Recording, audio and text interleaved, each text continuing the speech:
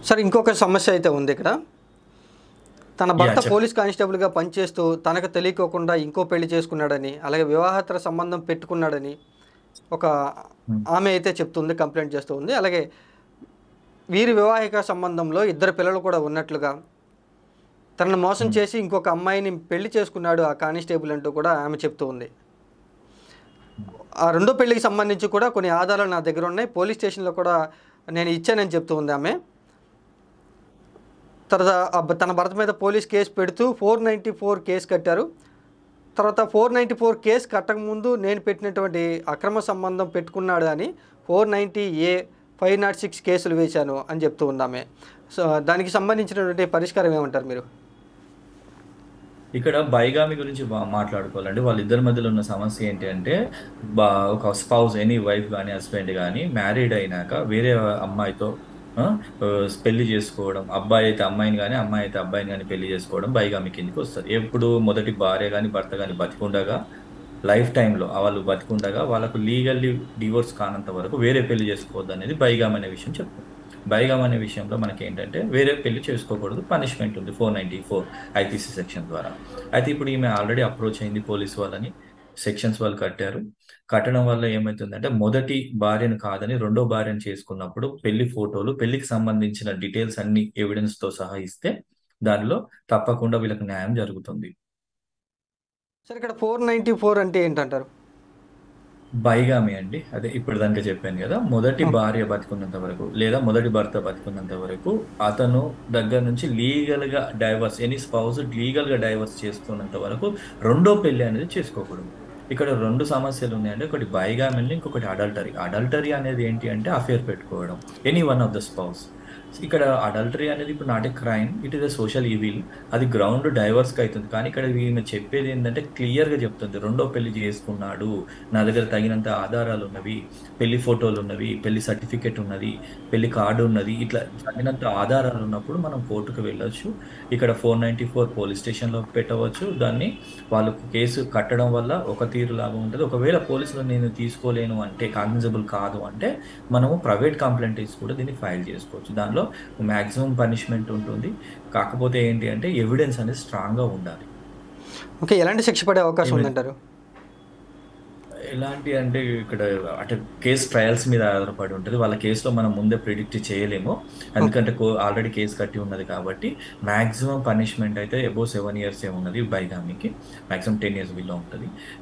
So దాంట్లో చూసి సెక్షన్స్‌ని బట్టి వీళ్ళు ఇచ్చే ఎవిడెన్స్‌ని బట్టి కేసు నిలుస్తదా లేదా. ఎందుకంటే ట్రయల్స్‌లో ఏం జరుగుతుందని మనం ప్రిడిక్ట్ చేయలేము. ఈమె ఎటువంటి ఆధారాలు ఇచ్చింది. పెళ్లి చేసుకున్నదని చెప్తే చాలదు. పెళ్లికి సంబంధించిన ఫోటోలు గాని, పెళ్లి కార్డ్ గాని, వాళ్ళిద్దరు దండలతో ఉన్న ఫోటోలు గాని, దానికి సంబంధించిన ఎవిడెన్స్ ఉండేదుంటే తప్పకుండా శిక్ష పడుతుంది కోర్టు ద్వారా. దానిలో ఏమైతే ఎటువంటి డౌట్ లేదు. అంటే పెళ్లి కాకముందు అక్రమ సంబంధం పెట్టుకున్నాడని 498 506 సెక్షన్‌లు పెట్టారని చెప్తున్నారు. వాటి గురించి ఏమంటారు మీరు? ఆ! దాని గురించి మాట్లాడుకోవాల్సొస్తే ఇదే నేను చెప్పింది అఫైర్స్ అన్నట్టు అడల్టరీ అంటారు దీన్ని. ఓకే. 498 అనేది హరాస్మెంట్ కింద, 506 అనేది క్రిమినల్ ఇంటిమిడేషన్ బెదిరించడం అనేది. దానికి అఫైర్‌కి ఏమి ఎటువంటి ఆహ్, అంటే దానికి ఇంటర్‌లింక్ అప్ అయి ఉండదు. ఈమె జనరల్‌గా ఏమని పెట్టిన ఇబ్బందులకు సంబంధించి ఈయన చేసిన హరాస్మెంట్ గురించి, ఈయన చేసిన మెంటల్ టార్చర్ గురించి ఆమె 498 గాని, 506 క్రిమినల్ ఇంటిమిడేషన్ బెదిరించడము, దానికి సంబంధించిన తిట్టడం, ఇంకేదైనా ఇన్సల్ట్ చేయడం, దానికి సంబంధించిన ఎటువంటి ఇష్యూస్ జరిగినాయో దానికి సంబంధించి కేసు పెట్టింది. దాంట్లో కూడా న్యాయం జరుగుతుంది. కాకపోతే ఇక్కడ ఏంటంటే ఎవిడెన్స్ అనేది ట్రయల్‌లో మనం ఇవ్వాల్సిన బాధ్యత ఉంటది. బాధితురాలుగా తను. అక్రమ సంబంధం అనేది ఇప్పుడు అడల్టరీ అనేది తీసేసిండ్రండి. సో, అది క్రైమ్ కాదు. అది ఒక గ్రౌండ్ సోషల్ ఈవిల్ అంటారు. ఈవిల్ అంటే దానిలో గ్రౌండ్ అవుతుంది. ఏది మన డైవర్స్ తీసుకోవడానికి. కానీ ఇక్కడ ఈమెకు డైవర్స్ అనేది కాదు. భర్తే కావాలనుకుంటుంది కనుక ఈమె ఎక్కువగా ఫోకస్ చేయాల్సింది ఏంటంటే బైగామి ద్వారా కొట్లాడడం వల్ల ఈమెకు న్యాయం జరుగుతది. వాళ్ళకు పనిష్మెంట్ జరుగుతది.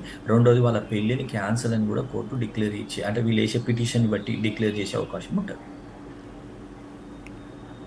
ఓకే. పూర్తి ఆధారాలు ఉన్నాయి. గుడిలో జరిగినటువంటి పెళ్లి రసీదు, అలాగే సీసీ కెమెరా ఫుటేజ్ ఉన్నా కూడా తన భర్త ఇది పెళ్లి కింద రాదు అంటూ తప్పించుకొని తిరుగుతున్నాడని చెప్తున్నారు ఈమె. చెప్పడం అనేది తనకు చెప్పుతున్నాడు అనేది కానీ వాస్తవంగా కోర్టులో ఇవన్నీ చెల్లుతాయండి. సీసీటీవీస్, ఆ పెళ్లి ఫొటోస్ అవన్నీ చాలా వ్యాలిడ్ డాక్యుమెంట్స్ అండి, evidence. When it comes to the trial అండి, చీఫ్ ఎవిడెన్స్ వేసినప్పుడు మనం ఇవి పెడతాము. ట్రయల్ అయినప్పుడు వాదించేటప్పుడు కానీ హియరింగ్ ఆర్గ్యుమెంట్స్లో కానీ కంపల్సరీ అవి చూస్తారు జడ్జి గారు, వాటిని వెరిఫై చేస్తారు. ఏదైనా వీడియో కానీ దానికి సంబంధించిన ఫోటోలు కూడా తనకి కావు అని అతను వాదించినా ఇవాళ ఫోరెన్సిక్ ల్యాబ్ వాళ్ళు క్లియర్గా వెరిఫై చేయడం, దాని ఫోటో ఏమైనా మార్ఫింగ్ అయిందా, టెక్నికల్గా ఇప్పుడు చాలా అప్డేట్ ఉందండి. ఆ క్లెయిమ్ లేదు, వాటిని వెరిఫై చేస్తారు, తగిన శిక్ష కంపల్సరీ పడుతుంది. ఈ ప్రభుత్వ ఉద్యోగం కదా, పోలీస్ ఉద్యోగం చేస్తున్నారు ఆయన. ఇంకొక పాయింట్ ఇందులో మనకు ఇక్కడ చాలా ఇంపార్టెంట్ పాయింట్ ఏంటంటే అతను ప్రభుత్వ ఉద్యోగం కాబట్టి ఎటువంటి పరిస్థితుల్లో తప్పించుకోలేడు.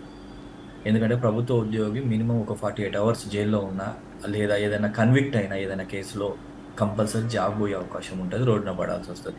అతను చేసిన చిన్న తప్పుకి వీళ్ళ ఫ్యామిలీ అంతా రోడ్డు మీద పడడం, అతను జాబ్ పోవడం, ఇతని మీద డిపెండ్ ఉంటే పిల్లలు ఇబ్బంది పడడం అనేది జరుగుతుంది. రెండో మ్యారేజ్ చేసుకున్నటువంటి అమ్మాయి పరిస్థితి ఏమంటారు? రెండో మ్యారేజ్ చేసుకునే పరిస్థితి అమ్మాయిది అంటే ఇక ఆమె 2 విధాలుగా ఆలోచించాలి. ఆమెకు తెలిసి చేసుకుందా తెలియదు చేసుకుందా మనకు తెలియదు.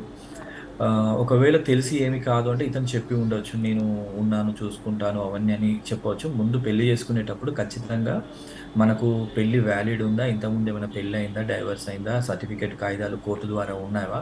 ఇప్పుడు అందరికీ చదువుకున్న వాళ్ళు అయిపోయినారు, డాక్యుమెంట్స్ చూసుకునే శక్తి వచ్చింది, లీగల్గా నాలెడ్జ్ కూడా వస్తుంది. కాబట్టి గుడ్డిగా పెళ్లి చేసుకోవడం అనే దానికి ఆమె బాధ్యత వహిస్తుంది. ఆమెకు ఎటువంటి రేపు ఈయన కానిస్టేబుల్ కాబట్టి ఇతని సర్వీస్ రికార్డ్స్లో ఆమె పేరు ఎక్కదు, ఈమె పెన్షన్ అట్లా ఉండదు. కాకపోతే ఆమెకు పుట్టిన పిల్లలకు మాత్రం ఇతని ఆస్తిలో వాటం ఉంటుంది. తనకు మాత్రం ఎటువంటి రైట్స్ రావండి, 100% రైట్స్ రావు.